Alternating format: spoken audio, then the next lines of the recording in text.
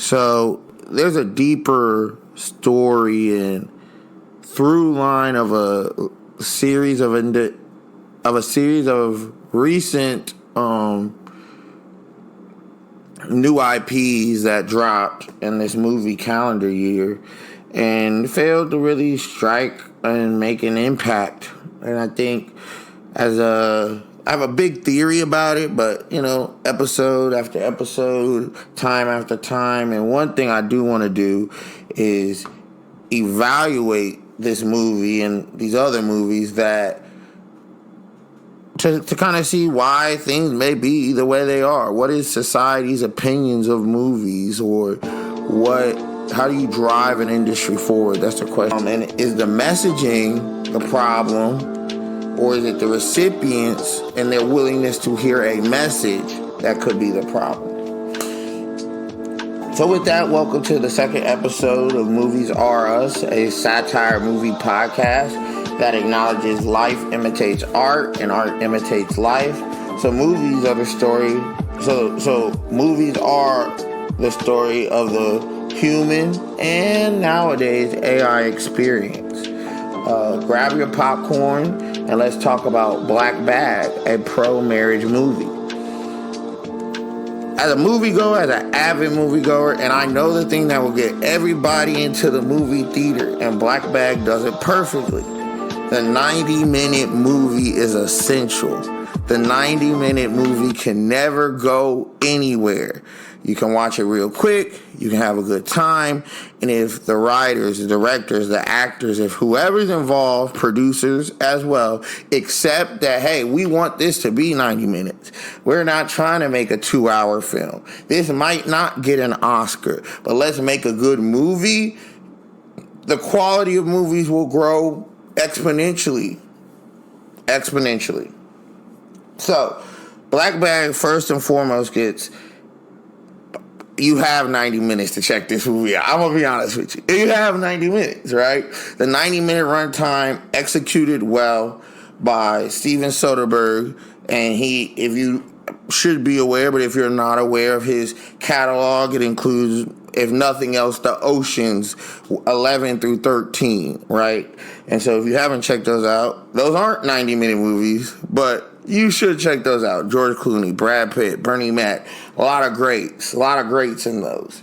And so when I sat down to watch this movie, this sentiment, it was a spy espionage film, and with the writer being who it was and my understanding of his writing, his directing, I was more than willing to go check the movie out.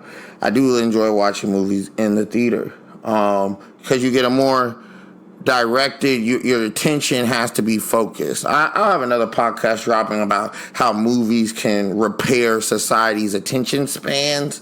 But like I said, episode, which overall the movie is well paced.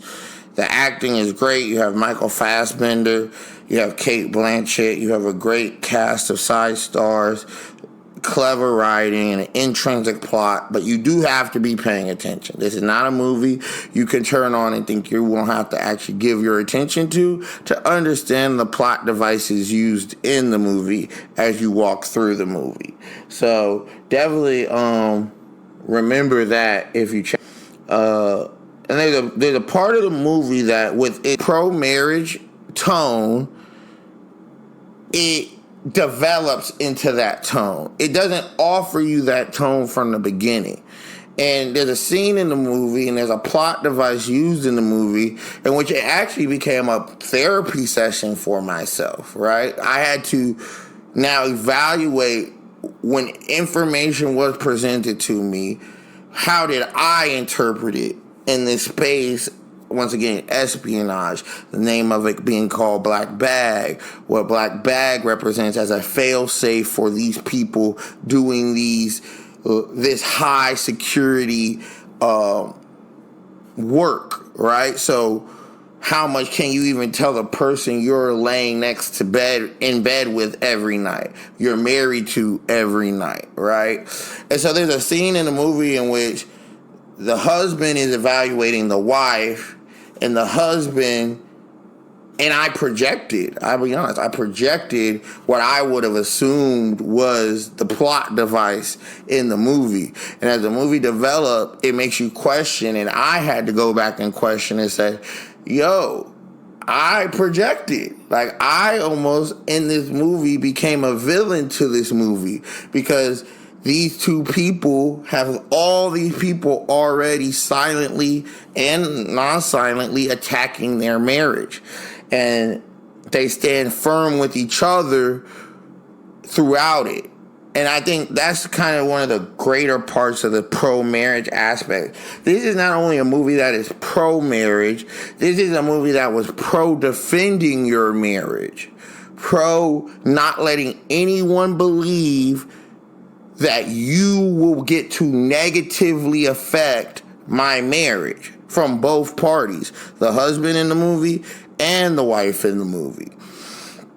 And disclaimer, probably should have started this a little earlier. I am not a married man. I am not a married man. I'm not speaking from experience. I'm speaking from experience. Movies are us. A writer's experience, an actor's experience. And whatever inspired this sentiment to be touched in this movie makes you evaluate how well and how much you might have to trust the person you're married to defend your marriage. And I'm not a married man, so not a counselor. This is a movie podcast. But these movies are intrinsic. These movies are telling stories. These movies are planting ideas and concepts into the masses' head. It's the propaganda of the world, just like TV shows, just like music. We're inspiring the thoughts of next generations, and in a lot of it nowadays, you don't get pro-marriage. You don't get defending your marriage from outside sources. You get the negativity of divorce or cheating or all these other things that are not necessary. They can happen, but they are not the exclusive human experience occurring in this world. And so to sit down and watch a movie silently but loudly explain and display marriage being supported by those who are married first to the adversaries of everyone else who is not involved in their marriage makes you think about marriage a little differently. And that's why I would encourage anybody to sit down, give 90 minutes to this movie, enjoy a good little popcorn flick, good little let's catch a movie before we go to bed flick. Because if you're paying attention, if you're feeling the actors and their work and their emotions being shown and the plot devices being carried throughout, and it gets pretty layered. So for them to handle it all in 90 minutes and explain and have such a positive tone in a violent movie, it was a joy to watch. It was a joy to watch.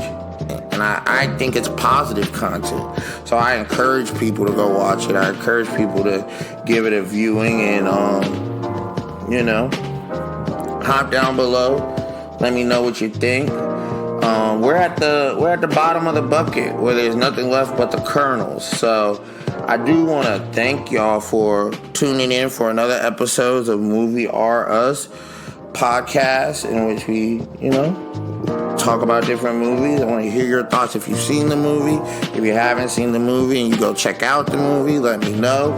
Make sure you follow us on Instagram at mru.podcast and tap into all our social media questionnaires,